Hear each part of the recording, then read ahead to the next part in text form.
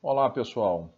Em razão dos problemas ocorridos na transmissão da palestra da doutora Rosemarie Dubon no dia 4 de maio, a Associação de Peritos, juntamente com a doutora Rosemarie, se comprometeu ao público que nos assistia a fazer uma nova gravação e disponibilizar aqui no canal do YouTube. E assim estamos fazendo. Agora a palestra está completa, com todos os slides, e eventuais dúvidas que os senhores porventura tenham, encaminhem para os canais de comunicação da Associação de Peritos, que a doutora Rosemarie terá o maior prazer em respondê-los. No próximo dia 11, teremos uma nova live a partir das 15 horas no nosso canal. Muito obrigado a vocês e prestigiem. O nosso objetivo é que o conhecimento seja disseminado e que os profissionais da perícia tenham excelência nos seus trabalhos e nos seus laudos. Muito obrigado. Boa tarde, pessoal. Estamos aqui com a professora Rosemarie Dubon, que vai nos brindar com uma palestra sobre recuperação de ICMS para peritos e contadores. Então, a professora Rose é uma brilhante advogada tributarista e vai nos passar os conhecimentos que ela detém de longo tempo de experiência na prática tributária. Professora Rose, a palavra está com Vossa Excelência, professora. Muito obrigada, Heriberto. Muito obrigada à PEGERG, muito obrigada aos participantes. E esse evento de troca de experiências entre peritos judiciais que vocês estão promovendo é muito interessante. E nós vamos falar de questão ligada à recuperação de créditos do ICMS. É uma forma, né, da gente ajudar os clientes, da gente aferir se o crédito é bom ou não, né? Então, tudo isso pode ser tratado a nível de uma assessoria ao cliente feita pelo contador, feita por advogados, também os peritos e seus assistentes técnicos, de trocar ideias, de discutirem no bom senso, dentro do que é válido ou não. O crédito não é uma coisa assim, obrigatória. Eu pego se quiser, é opcional. Mas é bom pegar, lógico, porque eu tenho um jeito de pagar menos imposto. O ICMS é um imposto de competência dos estados e do Distrito Federal. Incide sobre bens móveis, que a gente chama comumente de mercadorias, produtos, materiais, equipamentos, e só está em empresas que, de forma habitual, promovam essa movimentação, muito comum por vendas, e, logicamente, dentro do contexto da exploração de uma atividade econômica. Seja eu indústria, seja eu comércio, ou prestadora dos serviços envolvidos com o ICMS. Os serviços do ICMS são aqueles ligados à área de comunicação e telecomunicação e à área de transporte, chamados fretes, seja de cargo ou de pessoas, e esses fretes, a única exigência para estar dentro do contexto do Estado, da tributação, é que ele seja um frete que envolva percursos que comecem em um município e acabem em outro. A gente chama de intermunicipal. Ou percurso que comece no Estado e acabe em outro nacional. O ICMS tem a sua regulamentação prevista na Lei Complementar 87, do ano de 96. Essa lei nada mais é do que a regra básica, né, do imposto. Ela é para o ICMS o que é a Lei Complementar 116 para o ISS. A vigência dela começou em novembro de 96 e ela deve ser observada em todas as 27 unidades federativas brasileiras, 26 estados e o Distrito Federal. O ICMS é um imposto não cumulativo, diz o artigo 19, e esse imposto não cumulativo é que ele permite que eu compense o que eu devo a cada operação com o montante cobrado pela entrada dessa mercadoria, desse frete que eu tomei, que eu contratei, que eu utilizei, chamado montante cobrado nas anteriores pelo mesmo estado ou por outro. Então, eu pego a nota fiscal, que para gerar crédito é a nota eletrônica de modelo 55, essa nota fiscal é aquela nota fiscal completa, já está dentro do SPED, né? Sistema Público de Escrituração Digital. O ICMS é não cumulativo e dando continuidade, o artigo 20 diz que, para a compensação, é assegurada ao sujeito passivo, que é o contribuinte perfeito. Bem, o ICMS, em âmbito nacional, tem suas regras definidas pela Lei Complementar 87 do ano de 96. Essa lei é a mesma coisa que a Lei Complementar 116 para o ISS municipal. Normas básicas nacionais. A vigência da LC 87 começou em novembro de 96 e todas as 27 unidades federativas brasileiras têm que observar suas regras. O ICMS, pelo artigo 19 dessa Lei Complementar 87, diz de forma expressa que esse é um imposto não cumulativo e que é permitido a cada operação que eu realizo e lanço débito que eu me compense do montante cobrado das anteriores. Né? As notas fiscais que a gente, como comércio, indústria ou prestação de serviço na área de transporte ou comunicação, eu posso me creditar das compras de combustíveis, coisas ligadas à minha atividade fim. O ICMS, diz o artigo 20, logo em sequência, que para essa compensação, o direito, ou seja, eu não tenho obrigação de fazer crédito, eu tenho o direito de me creditar. Aliás, o Estado até agradeceria se eu não fizesse crédito nenhum, né? Porque aí eu ia pagar mais. Deus me livre de fazer isso, né? O contador, aquele responsável pela escrita fiscal, precisa tentar aproveitar o maior valor, número de notas com créditos. Então, a entrada de mercadoria, seja ela real ou simbólica. Simbólica só quando previsto na legislação que assim permita. Tipo, venda para um estabelecimento e entrega em outro. Então, a mercadoria vai direto para o estabelecimento destinatário final. Essa operação de venda à ordem é previsto que a gente se credite sem que a mercadoria passe pelo nosso estabelecimento. Então, se eu tiver uma previsão, pode fazê-lo.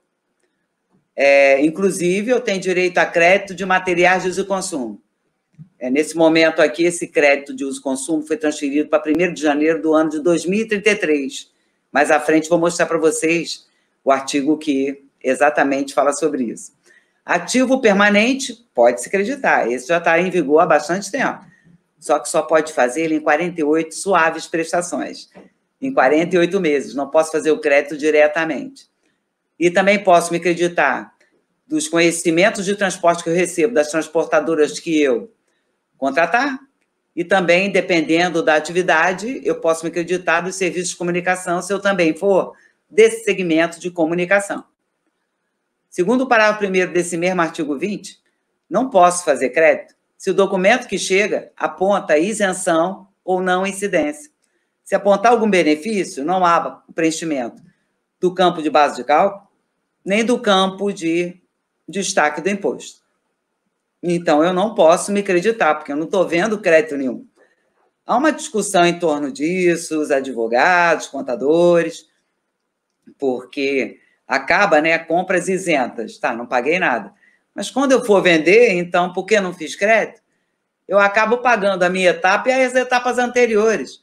Que isenção é essa? Está mais parecendo diferimento. Então, há uma discussão, mas a justiça não aceita, né? Porque essa lei é soberana. Nesse mesmo artigo 20, além do parágrafo 1º, temos o parágrafo 3º que diz que eu não posso me creditar quando eu comprar alguma coisa que vai integrar o processo ou ser consumido em industrializações ou produções rurais, quando a saída do produto, resultado desses processos que eu fiz, não tiver tributação por algum motivo, benefício de isenção, mas ele mesmo cria uma ressalva. Se for exportação, como diz aqui, exceto se for exportação, pode manter o crédito. Na área de comércio ou dos prestadores de serviço, da mesma forma. Se for exportação, pode manter o crédito. Inclusive, esse é um crédito que comumente é vendido. A gente faz um processo na Secretaria de Fazenda e aí esse processo passa por uma aprovação. Creio que no momento, como o nosso estado do Rio, aqui no Rio especificamente, estamos em recuperação fiscal, não vai ser aprovado tão cedo nenhum processo de recuperação de crédito, né? Mas vamos tentar aqui, porque exportação é um crédito muito importante. O artigo 20, já no seu parágrafo 5º, diz que a entrada de mercadorias para ativo permanente, mobilizado, pode fazer, mas temos que observar algumas ressalvas, alguns detalhes. Vamos ver esses detalhes? O inciso 1 diz que eu posso fazer em 48 meses. E já começo logo aproveitando no primeiro mês em que a mercadoria entrar no meu estabelecimento. Então, escriturou a nota de março em março, isso é importante. Notas escrituradas a destempo, fora do tempo, isso acontece, notas de março escriturada em abril. Pode ser que esteja certo, tá? Porque a nota tem um tempo para chegar na nossa empresa, depois da saída do estabelecimento fornecedor, de 3 dias, se eu e o fornecedor estivermos ou no mesmo município ou em municípios limítrofes. Ou então, 7 dias, se por acaso esse frete envolver operações interestaduais. E aí a contagem dos 7 dias já não é da data da saída do estabelecimento fornecedor lá do Amapá. É quando chegar numa barreira, tipo em Angapi, Timbó, né? Primeiro lugar que eu passar, seja bem-vindo, você está no Rio de Janeiro, no meio da Serra das Araras, ali é que se conta os 7 dias até chegar no seu estabelecimento. Se respeitar esse período, essas datas, está ótimo. Em cada período de apuração, diz o inciso 2, não será permitido crédito em relação a mercadorias que proporcionalmente saíram do seu estabelecimento sem débito. Imagina só, se eu faturar esse mês 1 milhão, aí dentre esse 1 milhão existem 400 mil reais que foram amparados por algum benefício com nome de isenção ou não incidência. Então, 40% do meu crédito eu não vou poder fazer. Se o crédito for 100 reais, se fosse 100 reais, 40 reais do crédito da parcela deste mês, tem que fazer todo mês isso, esse comparativo, não posso me acreditar, então eu pego só 60. Aí esses 40 a gente acredita, né? Acumula para o mês que vem? Não, não acumula, perdeu definitivamente. Dá trabalho, esse negócio aqui tem que ser controlado, inclusive, numa ficha chamada CIAP, Controle do Incentivo do Crédito do Ativo Permanente. Então, é um crédito trabalhoso. Os contadores precisam cobrar para fazer isso, né? E, dependendo do montante, obviamente, o cliente vai pagar com gosto, né? Ou deveria querer pagar com gosto. Mas a gente tem, às vezes, alguns problemas com clientes que me relatam. O cliente diz, mas isso não é sua obrigação, contador? Pegar e fazer tudo direitinho para mim? E aí a gente volta àquela coisa, o contrato de prestação de serviço tem que prever todas as situações para que a gente não tenha essa alegação, né? O cliente assinou o contrato. Então, é só mostrar em que cláusula você colocou que, fazendo isto, você cobraria um valor X, Y, Z. Esse inciso 3 aqui diz que o montante do crédito será obtido, né, pelo valor total, digamos que lá apareça 4.800 de crédito. Dividido por 48, cada parcela terá o valor de 100 reais. E aí, todo mês, né, fazendo também aquele comparativo, né? Agora, cuidado, porque não precisa excluir naquela coisa da isenção ou da não incidência, saídas para o exterior, exportações, não entram, são consideradas operações tributadas, e também não há essa obrigação de fazer aquele confronto, de ver a proporcionalidade, se estivermos falando de papel destinado à impressão de livros, jornais ou periódicos. O quociente, né, de 1/48 pode ser e deve proporcionalmente aumentado ou diminuído. Imagina que a gente esteja num estado que, por um regime especial ou pela legislação, determine que determinado contribuinte pague imposto de 2 em 2 meses. Então, o que é 1/48 vai virar 1/96. Mas, ao contrário, digamos que a legislação diga, não, você tem que pagar imposto de 15 em 15 dias. Então, esse quociente aqui de 1/48 passa a ser 1/24, a metade. Na hipótese de alienação, que quer dizer venda desse bem do ativo antes de acabar o prazo de 4 anos, quer dizer, nem acabei de pegar o crédito inteiro, naquele momento que você vendeu o bem do ativo, nesse momento você para de fazer essa fração. E esse restante de meses você acabou de perder. Tudo isso, né, a gente tem que estar combinado com a área financeira, com o setor fiscal, o contador, todo mundo envolvido e tomando decisões. Qual a melhor hora para vender um bem do ativo permanente? No inciso 6 desse parágrafo, diz que eu vou escriturar esse crédito juntamente com os demais. Eu estou no livro de entradas. O primeiro mês é diretamente no livro de entradas. Base de cálculo, alíquota, valor do imposto creditado, onde eu vou botar só 1,48. Nos próximos meses em sequência, eu vou direto na linha 007, outros créditos do registro de apuração. E vou procurar esse tópico no registro de apuração já pelo SPED eletrônico, escrituração fiscal digital.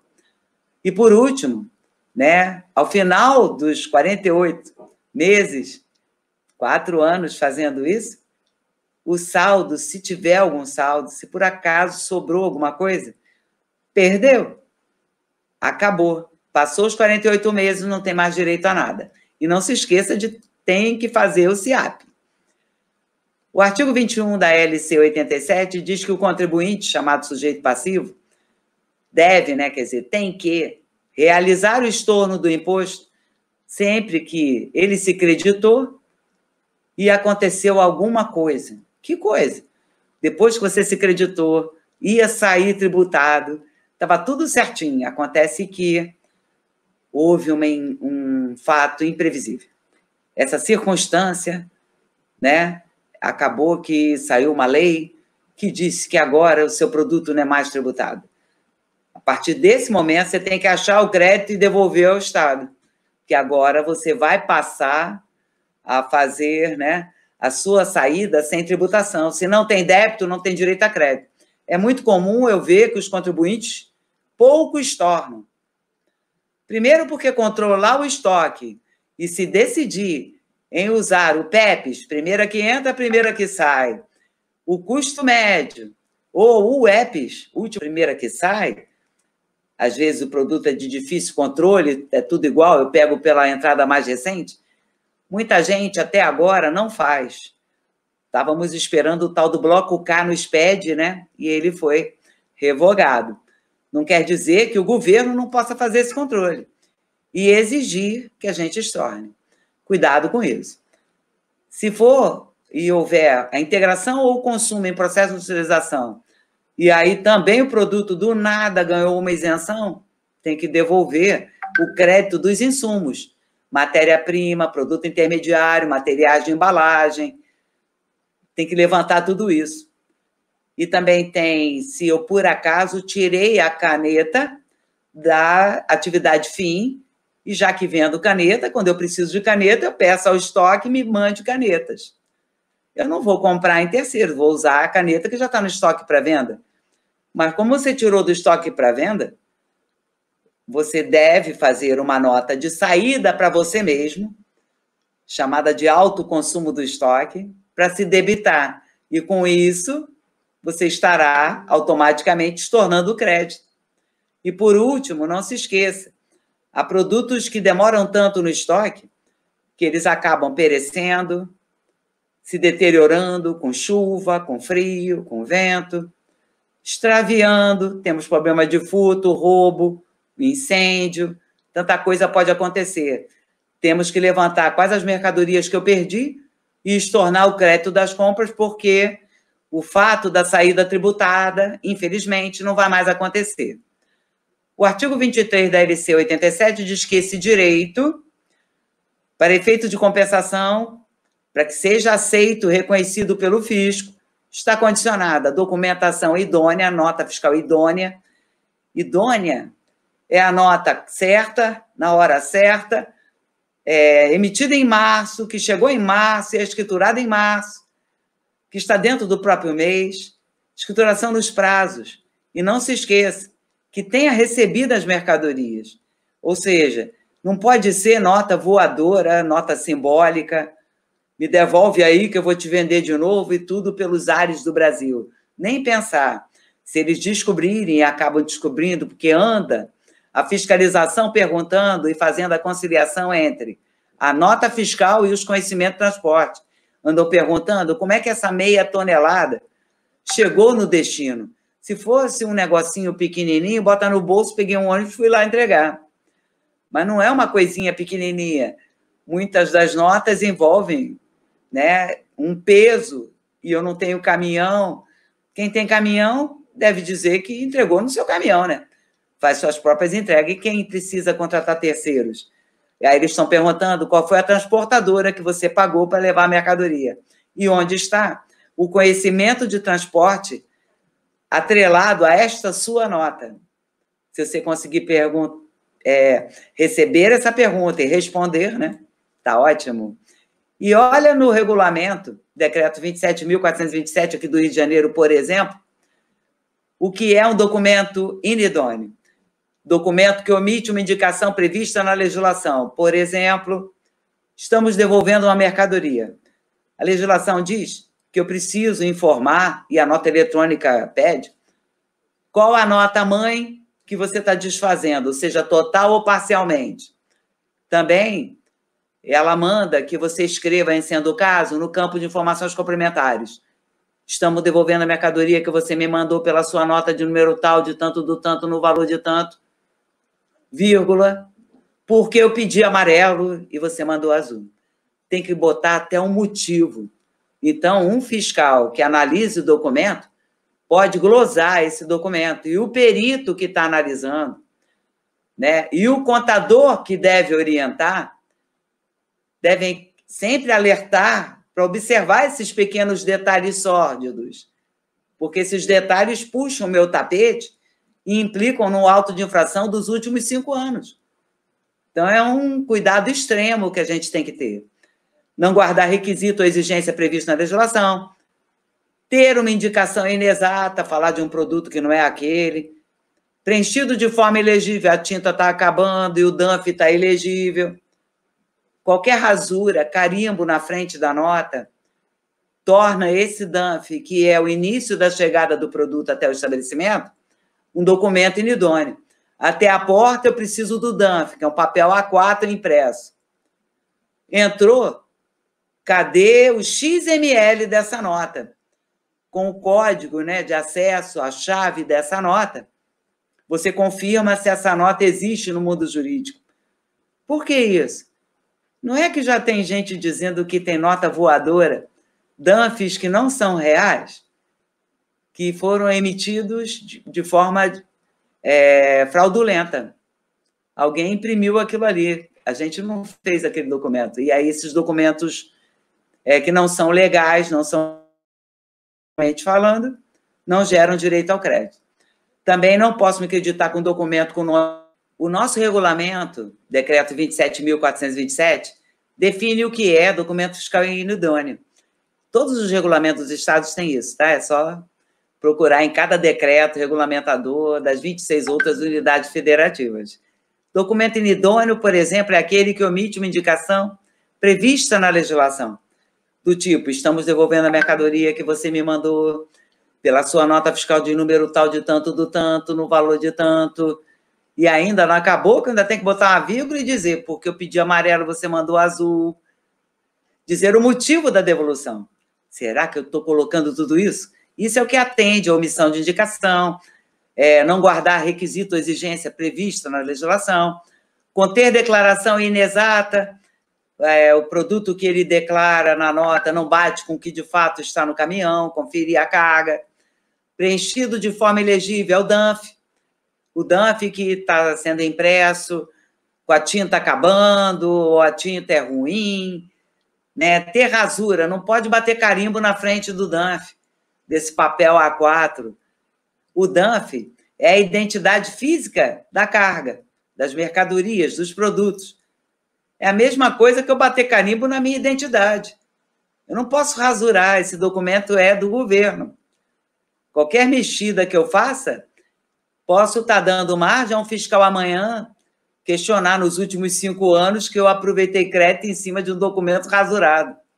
Então, muito cuidado com isso.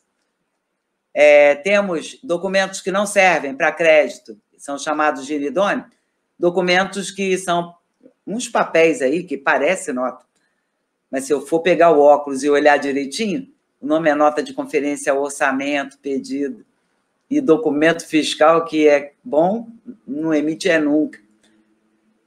Eu deixei isso aqui, do ser emitido por equipamento emissor de cupom fiscal, o SF. Na prática, a gente sabe que não se emite mais cupom. Essa prática não se aplica a todo mundo. Tem gente ainda, ou por infração, ou porque sou muito pequenininha, a inspetoria está deixando, não sei. Não é que eu ainda estou usando equipamento emissor de cupom, ao invés de estar usando a nota pequena, chamada nota fiscal de consumidor eletrônica, NFCE. Não ser o documento exigido para a respectiva operação. Vou dar um exemplo. Se eu estou fazendo uma venda de uma mercadoria para uma pessoa física, o documento certo é a nota de consumidor eletrônico. Mas não. Eu não tenho essa nota, eu não tenho atividade de varejo nem no CNAE da inscrição estadual, nem no Alvará, nem no CNPJ, e por isso que eu não tenho, não consigo. Mas eu vou vender, eu estou precisando, né? Eu penso só em mim, e aí emito uma nota grande, de modelo 55. A NFE não pode ser emitida para operações consideradas de varejo, justamente quando o destinatário é uma pessoa física ou jurídica, não contribuinte do imposto. Também não pode, e está errado, se descobrirem que eu estou dando entrada da nota e a mercadoria não está aqui. É só nota voadora, não corresponde a uma operação realmente realizada, troca de notas. Ou que tiver um destinatário diferente do que está na nota. Eu fiz a nota para a empresa XYZ, mas só que é para a filial da Rua da Alfândega, e eu entreguei na Rua da Quitanda. Outra rua. Não importa que é a mesma empresa. Cada estabelecimento é visto pela fiscalização de qualquer estado como autônomos, como empresas diferentes. Né? Se eu tenho 66 filiais, eu vou ter 66 livros de entrada, 66 pontos de emissão de nota, 66 livros de saída, 66 livros de apuração do ICMS. Um para cada unidade da mesma empresa. O artigo 52, pela Lei 2657, trata daquela coisa de escriturar documento fiscal em atraso, fora do prazo. Tem que ter uma entrada física. E eu esqueci de escriturar ele em março. Só escriturei ele em abril. Atrasei. Em abril, maio do ano passado. E o atraso, às vezes, é grande. Hoje, não muito, mas ainda tem documentos que parece que ficam zanzando na empresa e não chegam no setor fiscal para ser escriturado. Se envolver aproveitamento de crédito, segundo a lei, é obrigatório comunicar a inspetoria de circunscrição. Não tem jeito. Já pensou todo mês? Desculpa, foi mal. Essas notas aqui eu estou escriturando em atraso. Se quiser fazer crédito, tem que comunicar. Não é pedir autorização. É só falar, estou pegando. Esse mesmo dispositivo, pelo regulamento ICMS do Rio, já vem com uma outra pegada. Qualquer que seja a razão, se você vai envolver ou não aproveitamento de crédito, não quero nem saber.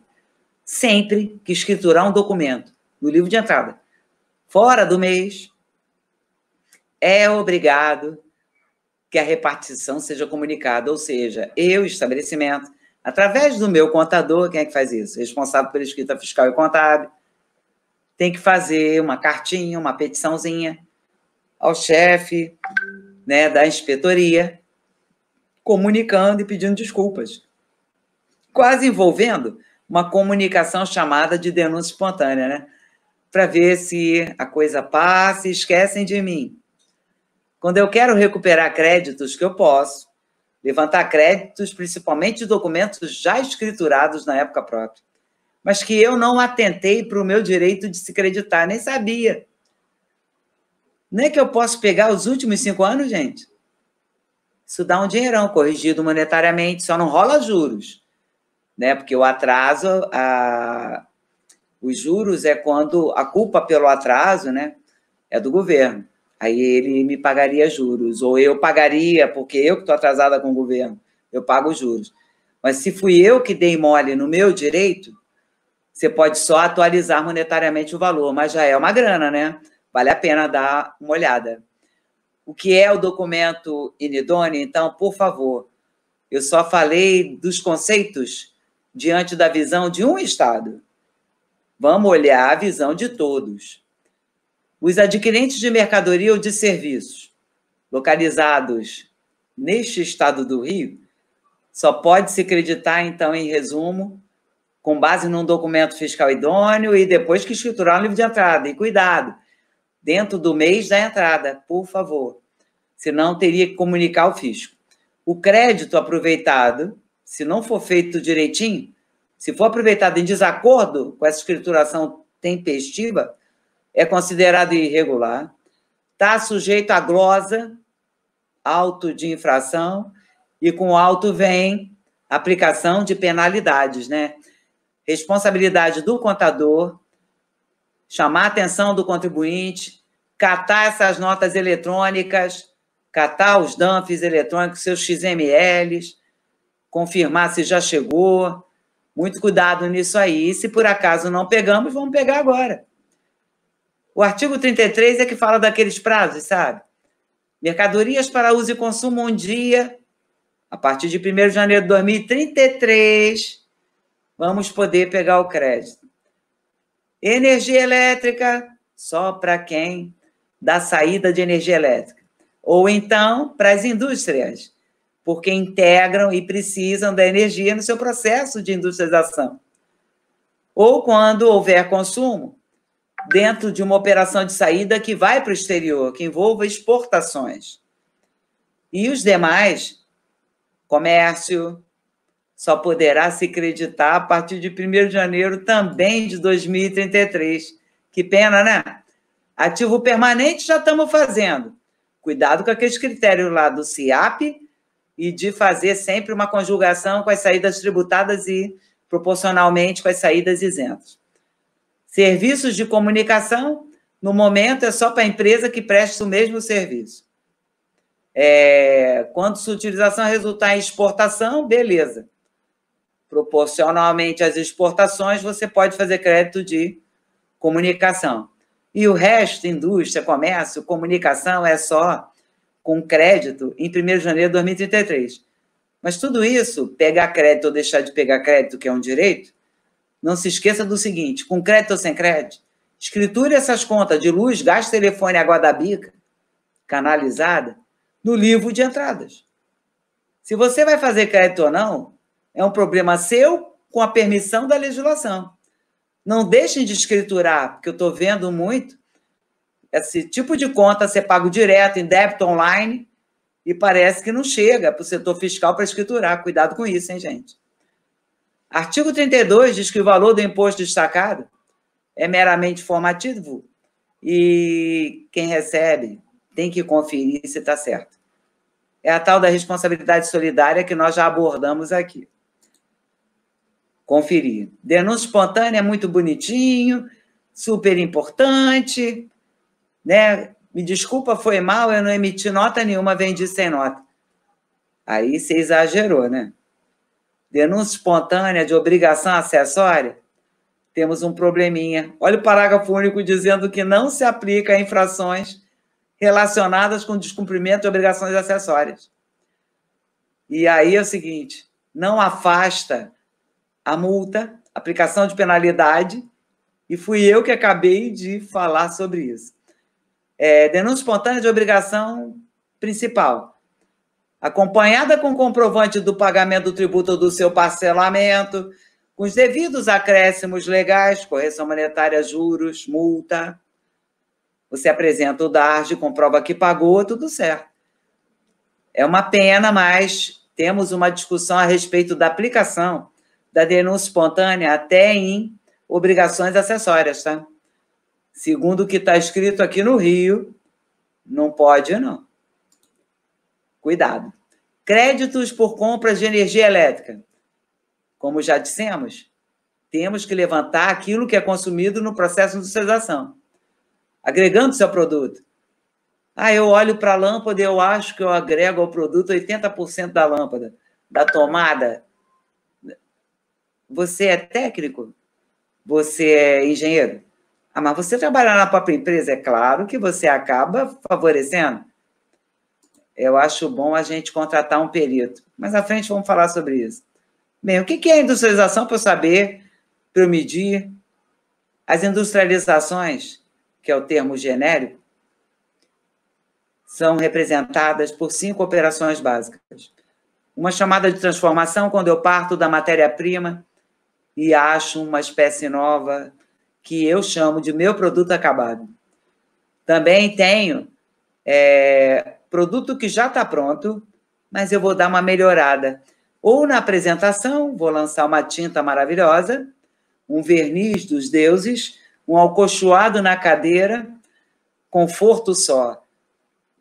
Vou colocar umas gavetas, acho que vou colocar umas rodinhas, isso facilita a movimentação. Se cadeira continua sendo cadeira e mesa não deixou de ser mesa, todo esse aperfeiçoamento, seja do uso efetivo ou do embelezamento do produto, o nome é industrialização do tipo beneficiamento. Se consistir na reunião de produtos, peças, partes, que resulte num novo produto, isso se chama montagem. Compra a roda de um lugar, compra o pneu, né? Compra o guidão, compra o assento. Eu fiz minha bicicleta. Montagem para comercialização faz de mim, que fiz essa unidade autônoma, com peças dos outros que eu dei um jeito ou que perfeitamente se encaixam. Chama-se montagem é industrialização. Acondicionar ou reacondicionar. Imagina, você recebe o produto num latão. E aí você bota em embalagens de 25 ml, 50 ml, 75 ml. E vamos vender no posto de gasolina. Acondicionar ou reacondicionar. Trocar a embalagem que está com autorização do industrial, logicamente. E vou botar a minha e dizer que é meu. É como se eu botasse uma etiqueta numa roupa e dissesse que é meu, que é minha. Se você diz que é seu, isso faz de você um industrial. Porque assim você é visto pelo público, né? Consta o seu nome como uma das unidades de industrialização.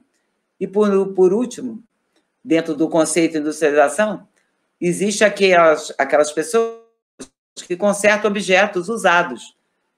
Uma coisa é consertar a geladeira da minha casa, isso é ISS. Exceto para as partes, peças, acessórios, que por acaso eu apliquei, porque a própria lista de serviços do ISS exclui e diz que o ISS é só sobre a mão de obra e qualquer outro aviamento ou produto que não se encaixa no conceito de parte, peças ou acessórios. Renovação ou recondicionamento, isso aqui é industrialização. Por ser usado, tem um IPI diferente. Tem crédito presumido, no final o IPI cai pela metade.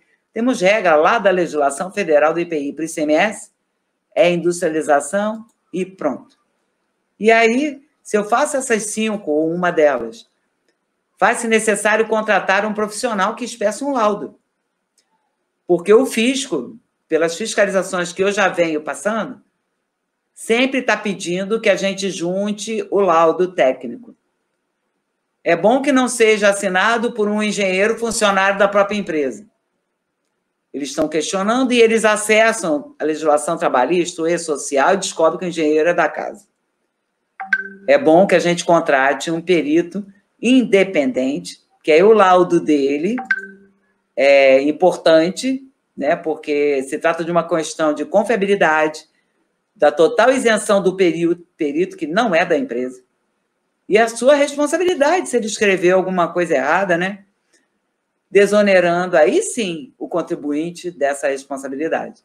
Muito importante contratar um período para essa parte de energia elétrica. Estou sabendo de gente que está usando outro tipo de critério, tipo quanto eu faturei, quanto eu gastei, qual é o percentual da conta de luz em relação aos faturamentos. Pode vir a não ser aceito pela fiscalização, tá? Cuidado. E depois do auto lavrado, eu vou precisar de um laudo aí sim, né, para fazer defesa, aí a coisa já muda de figura. Os créditos de energia elétrica, por entendimento do Supremo, não, do STJ, aliás, não é matéria que chegou ao Supremo, mas já é um precedente super importante, diz que padarias, a área de panificação e alimentos congelados, dentro até de supermercados, eles estão entendendo que essa atividade é sim de industrialização, então tem direito sim, supermercado, de fazer crédito. Não sei se o fisco, quando chegar, se ele já leu essa decisão. E mesmo assim, quando eu mostrar, eu não sou parte, a senhora está usando a decisão do vizinho, de outra pessoa, aproveitando a decisão que alguém conseguiu a duras penas, chegando no STJ, e aí a senhora quer pegar crédito na onda dos outros. Quem entrou com a ação tem o direito, a liminar que foi dada, né? E concretamente, ao final, confirmada por uma sentença transitada em julgado, está tranquilo. Mas o processo é seu. Cuidado e orientem, né? Que a gente tem que entrar com o nosso processo. Empresas do Simples Nacional podem se creditar de ICMS? Não, a empresa do Simples não, mas ela pode dar crédito para suas clientes. Está na resolução CGSN 140 de 2018, que atualmente rege o Simples Nacional, no seu artigo 58, parágrafo 1º, que é permitido, terão direito ao crédito as pessoas jurídicas e aquelas equiparadas que não sejam do Simples, correspondente ao ICMS incidente nas compras de empresas do Simples. Desde que, logicamente, você esteja comprando por essas empresas, dessas empresas, mercadorias que você revende ou matérias-primas que você industrializa. Só que esse crédito não é igual aos outros créditos. É um ICMS limitado à faixa que a pessoa se encontra. Então, cada empresa vai informar, olha, o meu ICMS, eu sou da faixa 1.1, 2.2, 3.3. Tem que constar da nota. Se não constar da nota, nem pensar em fazer crédito. Depois, o artigo 60 diz que na nota constará, no campo de informações complementares, espero que não esqueça, essa frase.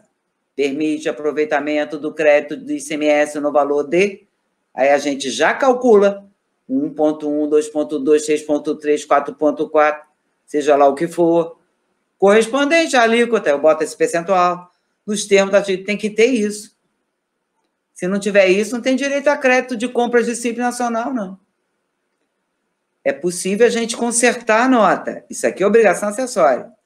Não estou mexendo na mercadoria, não estou mexendo no valor, estou colocando uma informação. Então, é possível você fazer carta de correção. Só tem que ter cuidado que a carta de correção só pode ser emitida até 30 dias, né? Então, não deixa as coisas passarem muito tempo. Peritos observem isso, se não cumprir as regras, não tem direito a crédito nenhum, né? Não vão dizer ou induzir o juiz a reconhecer o crédito, se ele quiser reconhecer, mas bote os detalhes, se for olhar a legislação, os requisitos não foram cumpridos. Então, ao observar previamente todas essas regras, o direito ao creditamento, se está tudo composto, a gente pode recuperar os últimos 5 anos, que eu não aproveitei, mas o documento foi lançado em 2015, em 2016, dessa resolução 140. Além daquele cuidado que a gente acabou de falar com a nota, né, de a microempresa ou a empresa de porte pode transferir direito ao crédito, desde que diga qual é a sua faixa e qual o valor matemático que isso deu. É preciso que a nota tenha essa ressalva, tem essa expressão no campo de informações complementares. Permite aproveitamento do crédito ICMS no valor de tanto, correspondente à alíquota tal, que na brincadeira eu estou falando 1.1, 2.2, 3.3, nos termos do artigo 23 da LC 123 de 2006. Tem que botar tudo isso no campo de informações complementares. É claro que se eu não colocar, é possível corrigir o documento. Só que cartas de correção têm um prazo para serem expedidas. E esse prazo é de 30 dias. A gente não pode dormir no ponto e deixar o tempo passar. Se passar os 30 dias e não couber conserto com carta de correção eletrônica, acabei de perder esse pequenino, mas é dinheiro, crédito do ICMS. Quer dizer, nem sei se é tão pequenino assim, depende de tantos fatores, né? Até porque ser do Simples no ICMS envolve uma empresa que pode faturar até 3 milhões e 600 mil por ano, não é um faturamento qualquer, é um ótimo faturamento, é um dinheiro, né? Além de observar esses requisitos todos, tantos detalhes que eu falei para vocês, se eu conseguisse saber tudo isso, eu estaria tranquilo em recuperar crédito dos últimos 5 anos. Créditos de documentos que foram escriturados em tempo hábil, ou que não foram, aí eu vou ter que comunicar à inspetoria, é um problema. A gente sabe, se vocês me perguntarem, será que estou chamando o fiscal para dentro da empresa? Não sei, sinceramente, né? Pode ou não estar, então era bom que a gente pensasse bem e visse, vale ou não vale a pena? E aí sim a gente pesquisaria jurisprudências administrativas e judiciais. Em algumas situações, além do crédito poder, eles dizem que eu fiz um crédito indevido, e aí lavam um auto de infração,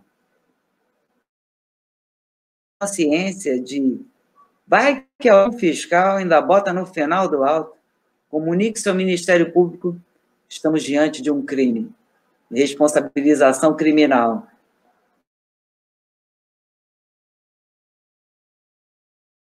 A empresa não vai presa. A pessoa jurídica é uma ficção jurídica.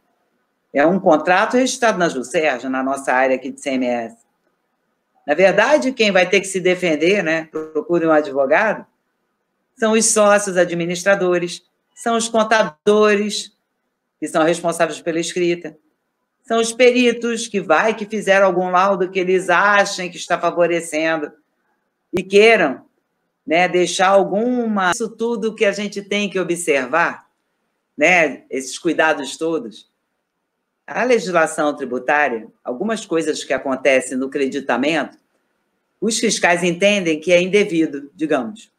E aí define alguma situação dos últimos 5 anos como uma infração tributária. Ao lavrar o auto, a gente tem que ficar atento, porque alguns fiscais estão colocando no final do auto, ou o Conselho de Contribuinte na segunda instância, ou a Junta de Revisão Fiscal na primeira instância administrativa. Alguém está mandando esse negócio para a polícia, hein? Delegacia de Crimes Tributários, da Polícia Civil do Rio de Janeiro. E aí está chamando sócios administradores para se explicarem, está sabendo o que é isso? Contadores, que são eles que fizeram o crédito, e podem chamar peritos, porque podem achar que no laudo houve algum favorecimento, alguma fraude, aumentou o percentual, não sei. Cuidado com isso, procure um advogado, que pode ser eu, tá? Vamos junto. Vamos junto preso? Não, nós não vamos preso. Estou brincando com vocês, mas, assim, eu acabei de ir na Polícia Civil, estou sabendo que eles estão naquela tecla, vão chamar todo mundo de cartão de crédito. Cartão de crédito estão chamando os sócios. Eu não fui com o contador. Eles estão chamando os sócios, todos eles, e aí a gente explica, eu não sou administrador, não tem nada a ver com isso, não tenho gestão sobre a empresa, né? Só pode responder sócio que deu ordem. Eu não dei ordem nenhuma, então, tirar a gente desse problema, e os administradores vão nos defender, certo? E explicar que não há crime. Pode ter um modo de entender a legislação tributária diferente, mas não que eu fiz um crédito.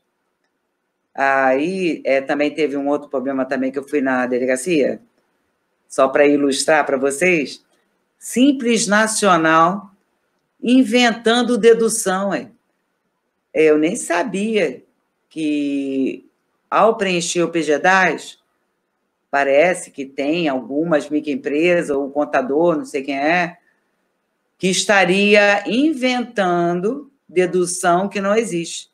Sabe que a secretaria vai vir em cima disso, gente? Se alguém estiver fazendo isso, é melhor para logo, porque não estamos ganhando para fazer isso. Primeiro que nem ganhando devia estar fazendo. E não faça. Isso é crime. Por favor, contadores, peritos, zelem, né? Pela sua profissão, a gente só tem essa. E aí é o seguinte,